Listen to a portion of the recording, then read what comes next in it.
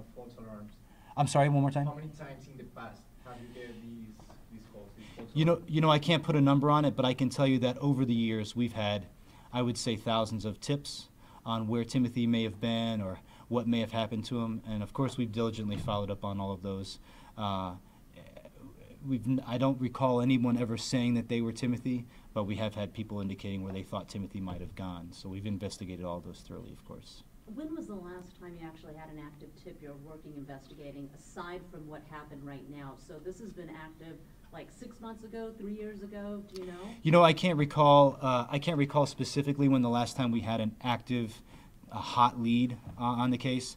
I know that we regularly solicit information through Crime Stoppers, through the National Center for Missing and Exploited Children, and they regularly receive tips that we follow up on. But to put a timeline on how we receive tips and how often we receive tips, I just don't have that information readily available. Did this media frenzy around all this obviously create any additional tips, anything else that you're investigating, anything you're working on now? So far, the only thing that this has created is just buzz about whether or not this person was in fact Timothy, and it created a renewed awareness in the case. So I think that's probably good. It's good that it's got people thinking about the case again, and perhaps has people looking at the case with new eyes.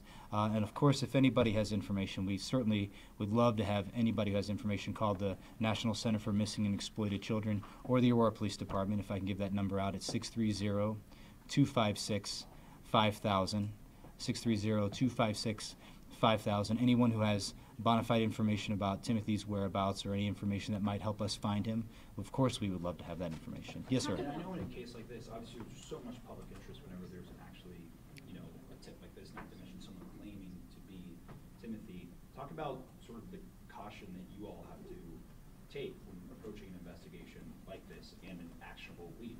Sure. In fact, early on when we received this information, a lot of the information that we received, incidentally, was from media sources who had gotten information from people on the street and things like that. So we just know from doing police work that we need to be judicious.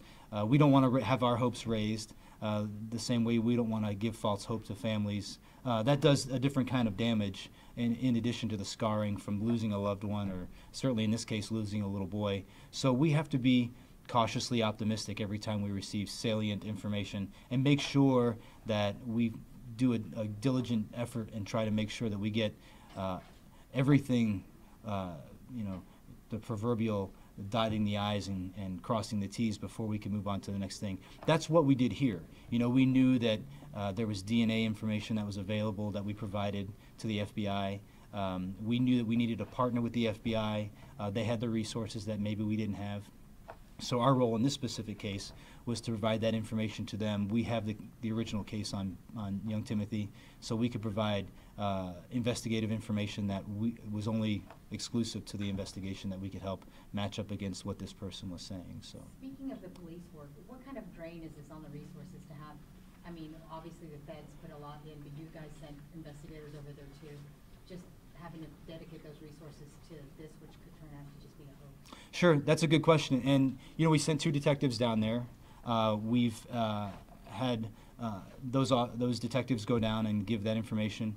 But it's hard to measure the resources, because if this stirs up interest in the case and provides information that can help us find Timothy, in reality find Timothy, then those are resources well spent. The fact that this was a hoax is certainly a disappointment, but we track down leads that end up going nowhere often, and that's part of the job, and we understand that that's the nature of our work. So to put a dollar amount on it, it's hard to do that, especially if this leads to finding Timothy and reuniting him with his family. What, so, if anything, have you heard from those investigators that you sent down to Cincinnati? I'm sorry, one more time? What, if anything, have you heard from the investigators you sent down to Cincinnati? The investigators that are down there now have been working with the FBI, and we've been leaving them to communicate with the FBI. So other than what we've been learning through their media releases, we've let them stay exclusive to that investigation. Can you talk about how this has shined a new light on the case for your department, and will there be more detectives put on the case case, or what will change for the department regarding the search for this young man? Well, it's pretty early to say how that's going to change things for us. If more tips come in, obviously these are more things that we're going to follow up on. In terms of adding new manpower to the case and things like that, that's determined by what kind of new tips come in. So certainly if more tips come in, then we have more police officers assigned to the case.